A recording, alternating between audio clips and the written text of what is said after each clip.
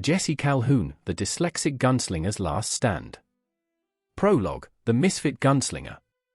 They called him Scattershot Jesse Calhoun, not for his aim, which was true as a compass pointing north, but for the way his mind worked.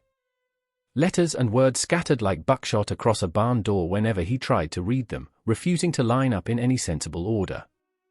In the harsh Arizona territory of 1875, a man who couldn't read was like a horse without legs, destined for trouble.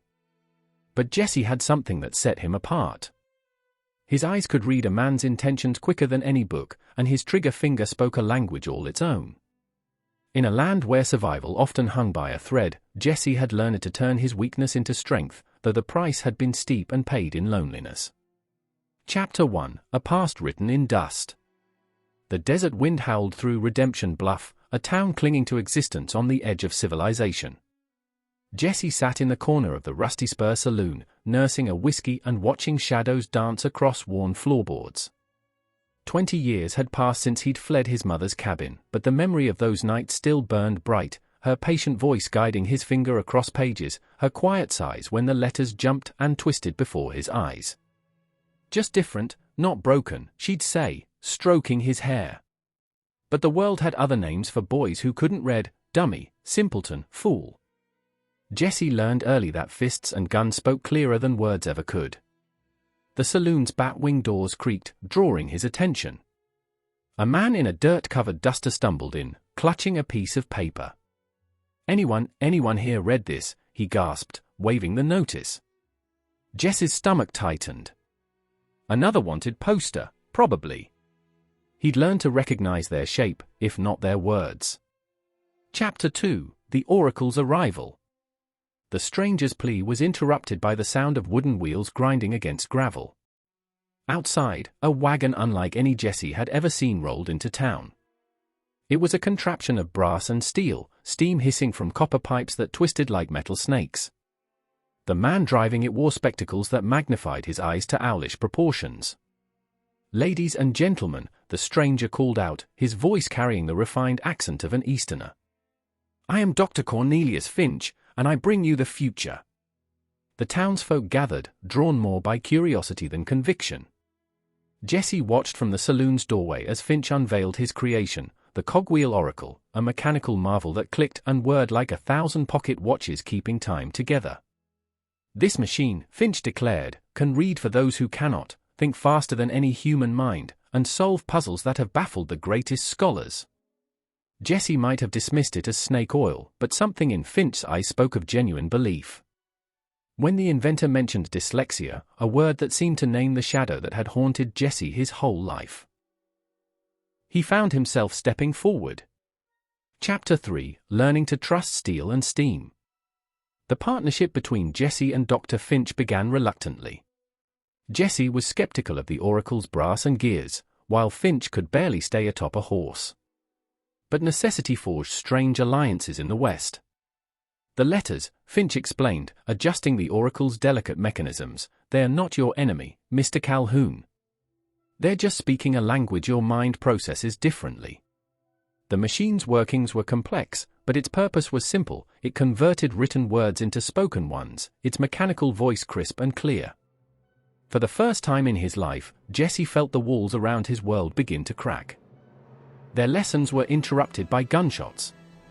The Red Vultures, a gang notorious for their brutality, had caught wind of Finch's invention. Their leader, Rafe Blackjack Conroy, believed the Oracle could crack bank vaults and decode telegraph messages. He wanted it, and he wasn't asking politely. Chapter 4, Iron and Blood. The siege of Redemption Bluff lasted 3 days. Jesse and Finch turned the Oracle into their advantage, using its calculating power to predict the gang's movements and set traps. The machine's Morse code function became their secret weapon, allowing them to coordinate with townspeople while the vultures remained in the dark. On the final day, Blackjack called Jesse out. "Face me like a man, Scattershot," he bellowed across the dusty street. "No machines, no tricks." Jesse stepped out, the sun at his back. Blackjack held up a piece of paper, cruel amusement in his eyes. "Can't read this, can you? It's your death warrant, you illiterate fool." But Jesse had learned something vital: strength came in many forms. He didn't need to read the paper to know his own worth. His gun spoke for him, and when the smoke cleared, Black Jack lay in the dust. Chapter 5: A Different Kind of Truth. Victory brought unexpected challenges. Word of the Oracle spread, drawing both the curious and the desperate. Jesse found himself teaching others like him, showing them that their minds weren't broken, just different. Finch expanded the Oracle's capabilities, adding features to help with mathematics, memory, and more. But it was Jesse who truly understood its importance. He'd lived in the shadows of shame, and now he could help others step into the light. The machine ain't magic, he'd tell them. It's just a tool, like a gun or a rope. The real change comes from inside. Chapter 6: Ghosts of the Past. As summer turned to fall, Jesse's confidence grew. He could now read simple words, though it still required effort. But old wounds ran deep, and self-doubt was a persistent enemy. One evening, as he struggled with a particularly difficult passage, frustration overwhelmed him. He slammed his fist into the Oracle's brass casing, leaving a dent. Finch found him later, sitting in the darkness. "You know," the inventor said quietly, "the strongest metals are forged in the hottest fires. Your struggles haven't weakened you, Mr. Calhoun. They've tempered you." Chapter 7: The New Frontier. Word of Jesse's work reached beyond the territory. Other inventors sought Finch's expertise, while educators wanted to learn his methods. The Oracle evolved, becoming smaller, more efficient, more accessible. But Jesse grew restless.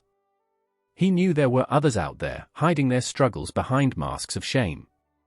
One morning, he packed his saddlebags and bid Finch farewell. "The frontier ain't just out there," he said, gesturing to the horizon. "It's in here too." He tapped his temple. "And there's folks who need to know that." Epilogue: Legacy. Years later, travelers would tell stories of a gunslinger who rode the territories with a strange mechanical device, helping those who struggled with words find their strength. Some said he was just a legend, a tale told around campfires. But in small towns across the West, you could find people who spoke of him with gratitude. They'd show you brass machines based on Finch's design, modified and improved over time. And if you looked carefully, you might spot carved initials on a wall or fence post: JC. Not all heroes are remembered in history books. Some live on in the changes they inspire, in the hope they give to others.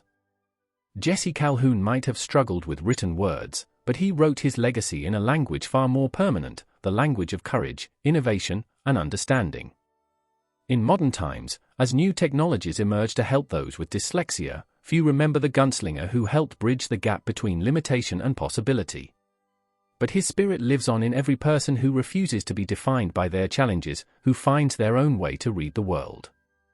The Oracle's gears have long since stopped turning, but its legacy continues in the digital age, where new tools help people overcome old barriers. And somewhere, perhaps, the spirit of Scattershot Jesse still rides, reminding us that every person's story deserves to be told, even if they tell it in their own unique way. Join the adventure with the Western Echoes, Cowboy Tales Unleashed. If you're loving our cowboy stories and captivating tales, don't miss out. Hit that subscribe button to stay updated on all our future posts. Saddle up and ride along with us.